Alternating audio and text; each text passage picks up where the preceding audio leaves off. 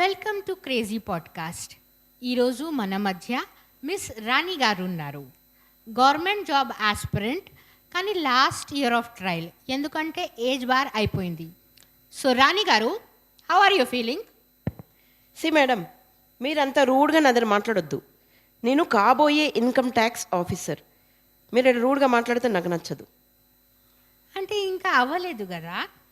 నేను అవుతా, డెఫినెట్గా ఇన్కమ్ ట్యాక్స్ ఆఫీసర్ అవుతాను. ఇప్పుడు నేను పొలైట్గా మాట్లాడలేకపోతే మీరు ఏం చేస్తారు? ఫస్ట్ థింగ్, నేను ఇన్కమ్ ట్యాక్స్ ఆఫీసర్ అయిందే ఫస్ట్ రైట్ మీ పైనే ఉంటుంది. సెకండ్, ఇట్లనే రూడ్గా ఉంటే I will walk away. Okay, cool down. So first question, so many years నుంచి ట్రై చేస్తున్నారు, ఇంతవరకు జాబ్ ఎందుకు దొరకలేదు? నేను ఇన్ని ఇయర్స్గా ఫస్ట్ ఇంటర్వ్యూ సక్సెస్ఫుల్గా ఎట్లా చెయ్యాలి, నేను ఎట్లా సక్సెస్ కావాలి ఇంటర్వ్యూలో అనే దానిపైనే ఫోకస్ పెట్టి ఫస్ట్ ఆఫ్ ఆల్ ఇంటర్వ్యూ దానిపైనే ప్రిపరేషన్ ఫోకస్ చేసి చేస్తున్నా. అందుకని అంటే స్టార్టింగ్ సబ్జెక్ట్ నాలెడ్జ్ కూడా కావాలి కదా. ఎంత సబ్జెక్ట్ నాలెడ్జ్ ఉన్నా ఫైనల్గా ఇంటర్వ్యూలో ఫెయిల్ అయితే జాబ్ వస్తుందా? రాదు కదా. సో ఫైనల్గా అల్టిమేట్గా ఇంటర్వ్యూ పైనే ఫోకస్ చెయ్యాలి. ఐ థింక్ ప్రాసెస్ రాంగ్ అనుకుంటా. No no no no no నా ప్రాసెస్ వెరీ మచ్ కరెక్ట్. నేను ఏది ఫాలో అవుతున్నో అది చాలా కరెక్ట్. నేను తప్పేం లేదు దీంట్లో. ఐ థింక్ అన్నెసెసరీగా ఏజ్ వేస్ట్ చేసుకున్నారు. Age no no no no not at all. నాకు 25 ఇయర్స్ ఉన్నప్పుడు బర్త్డే సెలబ్రేట్ చేసుకున్నానంటే ఇప్పుడు వరకు నేను మళ్ళీ బర్త్డే చేసుకోలేదు. అది లాస్ట్ స్టక్ అయిపోయింది నా బర్త్డే, అక్కడికి ఏజ్ స్టక్ అయింది. అసలు ఏం కోచింగ్ తీసుకున్నారో? మేడం, మా పేరెంట్స్ అడిగినట్టు భయపట్టించి నా దగ్గర మాట్లాడొద్దని చెప్పిన. రూడ్గా మాట్లాడొద్దు నా దగ్గర. ఓకే, సారీ, పొలైట్గా మాట్లాడుతున్నాను. ఏం కోచింగ్ తీసుకున్నారు? ఆఫ్లైన్, ఆన్లైన్ 2 రకాల కోచింగ్ తీసుకున్నా. కానీ ఆ 2 కోచింగ్లు నాకు అర్థం కాలే. అందుకనే నా ఓన్ ప్రిపరేషన్ పైన నేను డిపెండ్ అయినా. Brilliant. Okay, what is your time table? My time table, first 5 o'clock early in the morning లేస్తా. Very good. లేసిందే కుక్కర్ పెడతా. కుక్కర్ పెట్టి మిగతా పనులు చేస్తుంటా. ఎందుకు కుక్కర్ అంటే విజిల్స్ వస్తుంటాయి కదా, అప్పుడు నాకు నిద్ర మళ్ళీ రాకుండా ఆ విజిల్స్ వస్తుంటే నేను అలర్ట్ అయిపోతా. I will be very active, పని చేసుకుంటూ ఉంటాను ఇంకా అట్లా అనమాట. అందుకని okay, so you start your preparation then? No cooking అంతా చేసి పక్కకు పెట్టి I will go for walking. ఎందుకంటే మా కాలనీ వాళ్ళందరినీ కలిసి ఒక్కొక్కరిని అందరినీ పలకరించి వాళ్ళ మంచి చెడ్డలు కనుక్కొని వాళ్ళకి ఏమైనా హెల్ప్ కావాలా అడిగి అట్లా పిల్లలు పెద్దలు అందరి దగ్గర మొత్తం కాలనీ రౌండ్ వేసి వచ్చేవరకు నాకు ఈజీగా 3 hours అయిపోతుంది.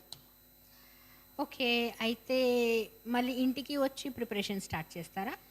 నో ఇంటికి వచ్చి బ్రేక్ఫాస్ట్ చేయొద్దా? ఆకలి కదా నాకు. I take my breakfast. Okay, so దాని తర్వాత ప్రిపరేషన్ స్టార్ట్ చేస్తారు? ఓ సారీ, కాదు.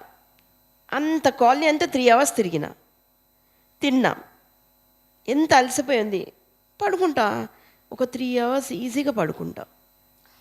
ఓకే, లేచిన తర్వాత ప్రిపరేషన్ స్టార్ట్ చేస్తారు?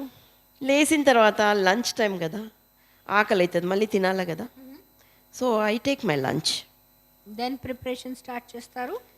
నో, మై వీడియోస్ చూస్తా. పర్సనాలిటీ డెవలప్మెంట్ వీడియోస్ వినే ఉంటే వింటా, వింటే చూస్తా. చాలా నాలెడ్జ్ గెయిన్ చేసుకుంటా. అవర్స్ టుగెదర్ నేను ఆ వీడియోసే వాచ్ చేస్తా. ఎందుకంటే నాకు ఇంటర్వ్యూ సక్సెస్ కావాలి కదా. అందుకని I watch more personality development videos. Okay, so దాని తర్వాత ప్రిపరేషన్ స్టార్ట్ చేస్తారు? వీడియోస్ చూసి విని స్ట్రెస్.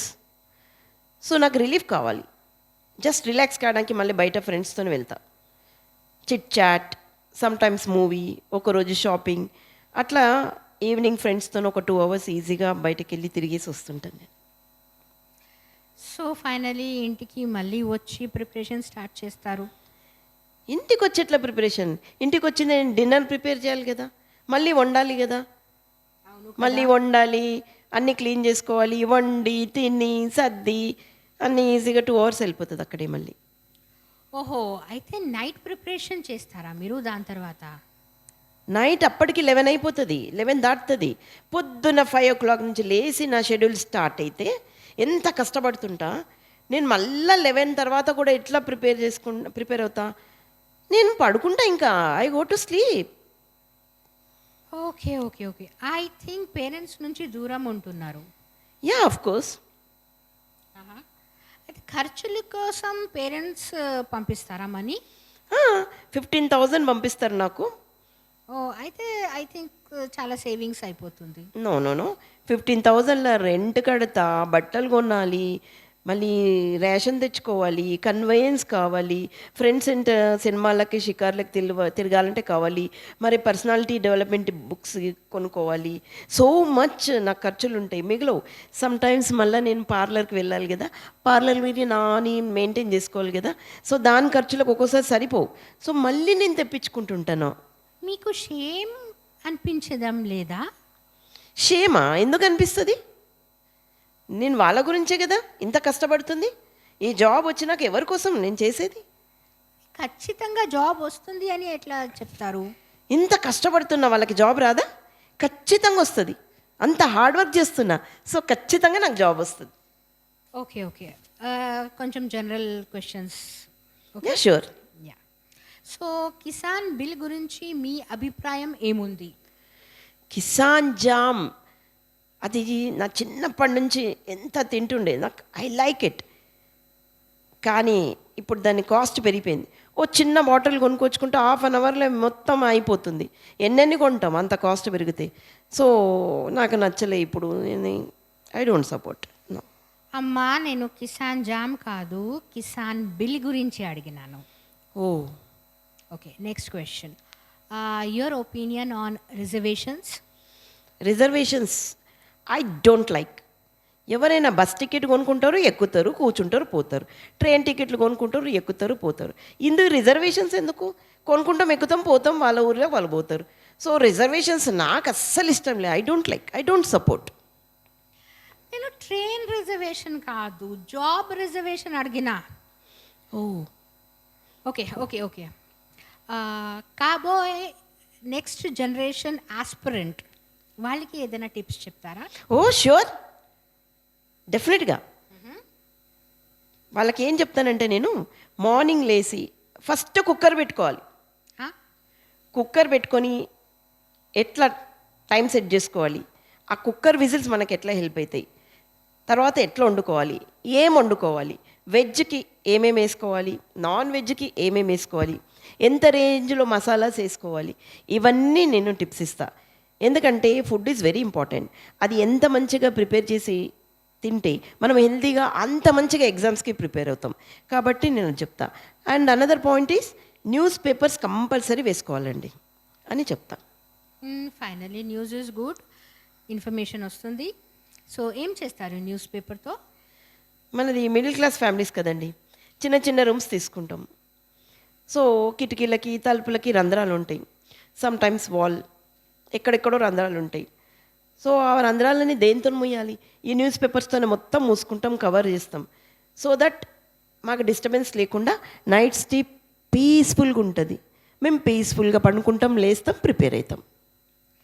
ఓకే. ఓకే రాణి గారు, I'm done with you. Thank you so much. Thank you.